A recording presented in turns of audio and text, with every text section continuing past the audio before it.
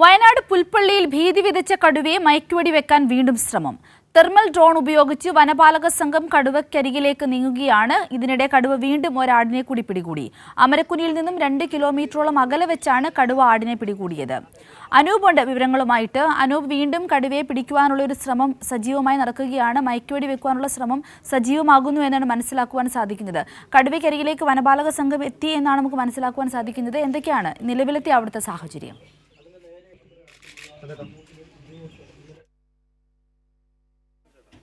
സർവ്വസന്നാഹത്തോടു കൂടിയുള്ള 4ാം ദിന ശ്രമങ്ങളും കടുവയ്ക്കായുള്ള ശ്രമങ്ങളും ഏതായാലും ഇതുവരെയും ഫലം കാണാത്തൊരു സാഹചര്യമാണുള്ളത്. അമരക്കുനിയിൽ നിന്ന് നേരത്തെ കടുവയെ കാണപ്പെട്ട അമരക്കുനിയിൽ നിന്ന് ഏതാണ്ട് 2 കിലോമീറ്റർ മാറി തൂപ്ര അങ്കണവാടിക്ക് സമീപം ചന്ദ്രൻ എന്നയാളുടെ ചന്ദ്രൻ പെരുമ്പറയിൽ എന്ന് പറയുന്ന ഒരാളുടെ ആടിനെ ഈ കടുവ ആക്രമിച്ചു കൊല്ലുന്നൊരു സാഹചര്യം ഇന്ന് വീണ്ടും ഉണ്ടായി.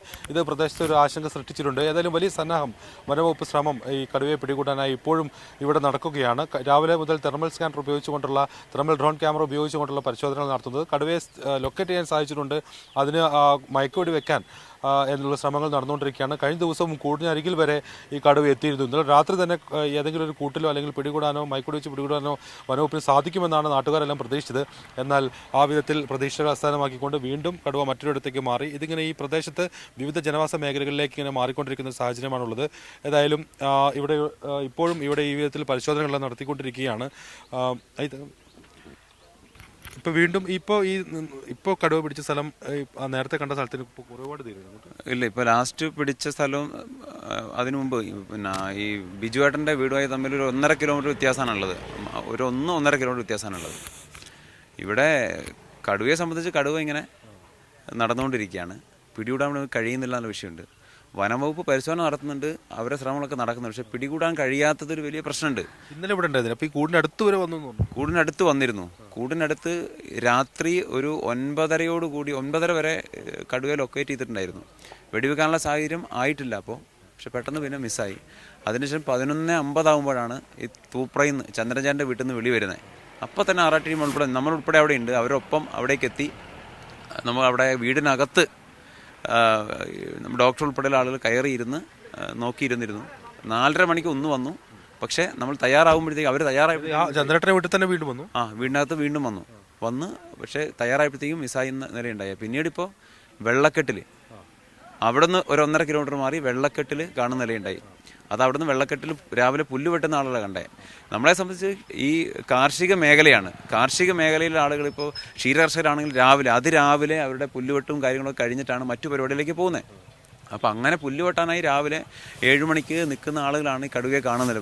ഭീതിയോടെയാണ് അവർ വിറച്ചുകൊണ്ടാണ് സംസാരിക്കുന്നത്. അപ്പോൾ തന്നെ ആറാട്ട് ടീമോട് എത്തി. പക്ഷേ കടുവ അവിടെ നിന്നും ഡ്രോൺ പരിശോധന കാണാൻ കഴിഞ്ഞിട്ടില്ല. സെർച്ച് 2 ടീം സെർച്ച് നടത്തി, അവരും കണ്ടിട്ടില്ല എന്നുള്ളതാണ്.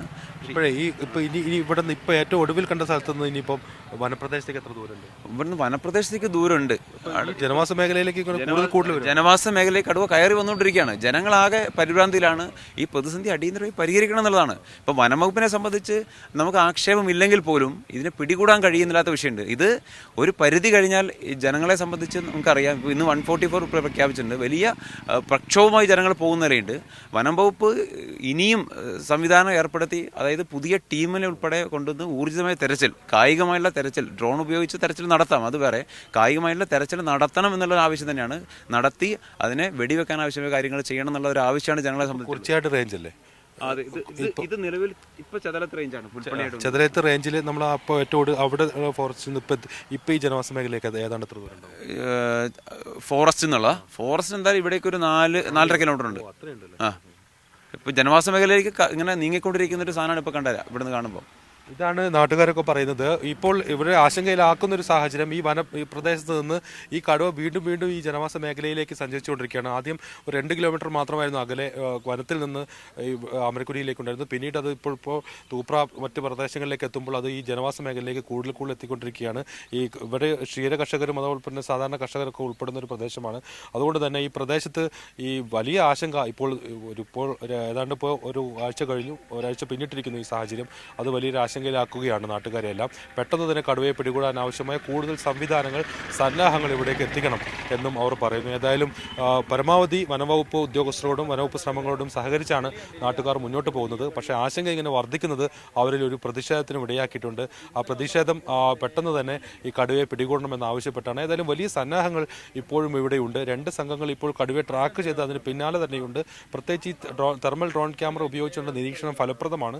കടുവയുടെ സഞ്ചാരഗതിയും സഞ്ചാരപഥവുമെല്ലാം നിർണ്ണയിക്കുന്നതിന് അത് സഹായകമാണ്. പ്രദേശത്ത് നേരത്തെ ആടിനെ പിടിച്ച വളർത്തുമൃഗങ്ങൾ പിടിച്ച സ്ഥലത്തെല്ലാം കൂടുകൾ സ്ഥാപിച്ചിട്ടുണ്ട്. അവിടേക്കെല്ലാം വീണ്ടും ഈ കടുവ എത്തുന്നുണ്ട് എന്നുള്ളതാണ്. എന്നാൽ ഈ വലിയ ആൾപ്പെരുമാറ്റവും മറ്റും കാരണം കടുവ വീണ്ടും മറ്റ് സ്ഥലങ്ങളിലേക്ക് പോകുന്ന ഒരു സാഹചര്യവുമുണ്ട്. ഏതായാലും പരിക്കേറ്റ അവശ നിലയിലാണ് ഈ കടുവ. വനവകുപ്പിന്റെ ഒരു സർവേ ട്രാക്കിലൊന്നും റെക്കോർഡിലൊന്നും ഈ കടുവയെക്കുറിച്ചുള്ള വിവരങ്ങളില്ല. ഏതായാലും പരിക്കേറ്റ അവശ നിലയിലായിട്ടുള്ളൊരു കടുവയാണ്. ഇരതേടാൻ ശേഷി നഷ്ടപ്പെട്ടത് മൂലം ജനവാസ മേഖലയിലേക്ക് എത്തി ഈ വിധത്തിൽ വളർത്തുമൃഗങ്ങളെ കെട്ടിയിട്ട വളർത്തുമൃഗങ്ങളെ ഇരതേടുന്നത് എന്നാണ് നമുക്ക് അല്ലെങ്കിൽ വനവകുപ്പ് പറയുന്നതിന്റെ വനവകുപ്പിന്റെ നിഗമനം. ഏതായാലും ഇന്നത്തോടുകൂടി ഏതാണ്ട് കടുവയെ ട്രാക്ക് ചെയ്ത് പിടികൂടാൻ ഇന്ന് രാവിലെ തന്നെ പുലർച്ചെ തന്നെ വനവകുപ്പ് ആ ശ്രമങ്ങൾ ആരംഭിച്ചിട്ടുണ്ട്. ഏതായാലും ട്രാക്ക് ചെയ്യാനും സാധിച്ചിട്ടുണ്ട്. കടുവയുടെ സഞ്ചാരപഥവും നിർണ്ണയിക്കാൻ വനവകുപ്പിനാവുന്നുണ്ട്. ഏതായാലും ഇന്ന് എങ്കിലും ഈ കടുവയെ അമരക്കുനിയിലെ ഈ വലിയ തോതിൽ നാട്ടുകാരെയും വനവകുപ്പിനെയും വട്ടം കറക്കുന്ന ഈ കടുവയെ പിടികൂടാനാവും എന്നാണ് പൊതുവിൽ പ്രതീക്ഷിക്കുന്നത്. ജനങ്ങളുടെയും വനവകുപ്പിന്റെയും എല്ലാം വിശ്വാസം അങ്ങനെ തന്നെയാണ്. തീർച്ചയായിട്ടും അനൂപ്, നമ്മളും ആ ഒരു പ്രതീക്ഷയിൽ തന്നെയാണ്. ഇപ്പം നമുക്കറിയാം, അവർ പറഞ്ഞത് വെച്ചിട്ട് അവരുടെ എല്ലാവരുടെയും മനസ്സിൽ ആ ഒരു പരിഭ്രാന്തിയുണ്ട്. ആ പരിഭ്രാന്തി മാറ്റുവാൻ ഈ ഒരു ദിവസം കൊണ്ട് കഴിയട്ടെ. എത്രയും പെട്ടെന്ന് തന്നെ കടുവയെ പിടികൂടുവാൻ വനം വകുപ്പിന് സാധിക്കട്ടെ എന്ന് തന്നെയാണ് നമ്മൾ എല്ലാവരും പ്രതീക്ഷിക്കുന്നത്. വയനാട് നിന്നും അനൂപാണ് വിശദാംശങ്ങൾ നൽകിയത്.